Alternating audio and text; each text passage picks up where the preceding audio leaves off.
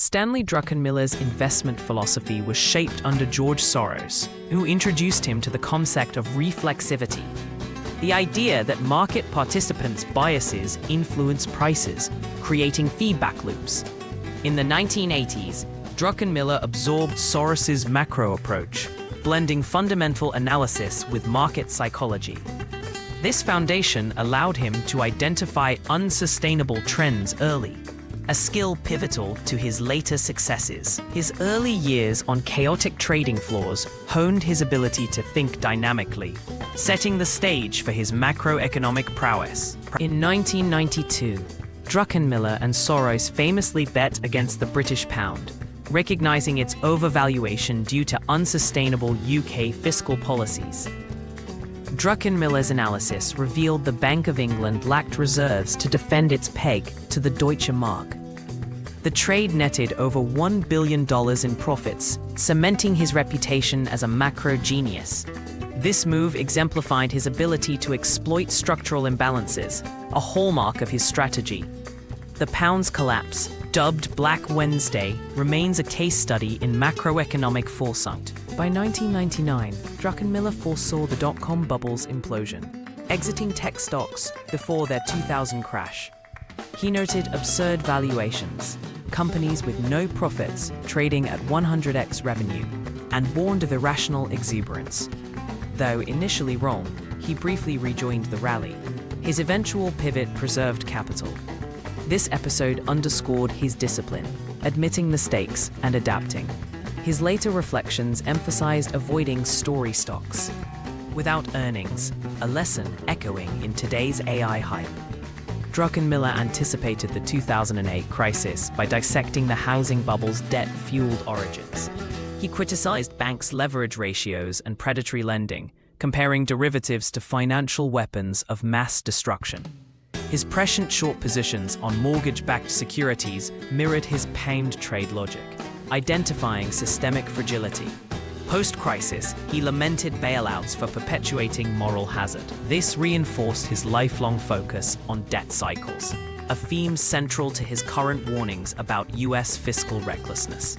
Post-2008, Druckenmiller became a vocal Fed critic, arguing prolonged zero rates and quantitative easing, QE, distorted markets. He warned cheap money-fueled asset bubbles over productivity growth, citing the 1970s stagflation playbook. His 2020s inflation forecasts proved accurate as the Fed delayed tightening. Key insight: central banks, trapped by political pressures, often prioritize short-term stability over long-term sustainability, a dynamic worsening today's debt spiral. Druckenmiller argued post-2008 stimulus exacerbated inequality by inflating asset prices, benefiting the wealthy, while wages stagnated. He cited data. The top 1% captured 95% of recovery gains. His 2013 speech, Hard Money Lessons, warned artificial liquidity created zombie firms and misallocated capital. This critique foreshadowed today's everything bubble, where speculative excess thrives despite Fed hikes. His solution? Fiscal discipline, a plea ignored during COVID-era stimulus. Druckenmiller's macro framework integrates geopolitics. He profited from Brexit chaos by shorting the pound again, and warned US-China trade wars would disrupt supply chains. His thesis: populism and deglobalization amplify inflation, a 2020s reality. Example: tariffs raised import costs, while Brexit labor shortages spiked UK wages. For him, politics and economics are inseparable. Today's AI race and chip bans echo this interplay. Druckenmiller blamed COVID stimulus for 2022's inflation surge, calling $5 trillion in spending overkill.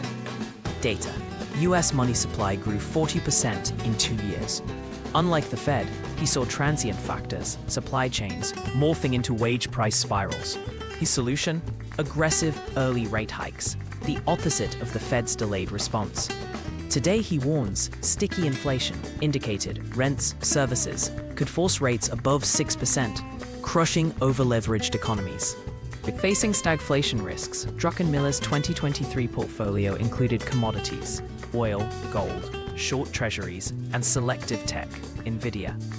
He argued commodities hedge dollar debasement, while short bombs bet against rate cuts. Surprisingly, he held AI leaders but cautioned valuations mirror 1999's excesses. His mantra, own the best, short the rest. This barbell approach reflects his macro pragmatism, exploiting trends while insuring against crises. Druckenmiller's gravest warning: US debt, $34 trillion, and entitlements could trigger a 2025-26 crisis when debt rolls over at higher rates. Demographics worsen it. Aging populations strain budgets. He fears a dollar crisis if creditors like China diversify reserves. Solution? Austerity now, or chaos later. His career's consistency lies here, identifying debt-driven collapses before they happen. The question isn't if, but when.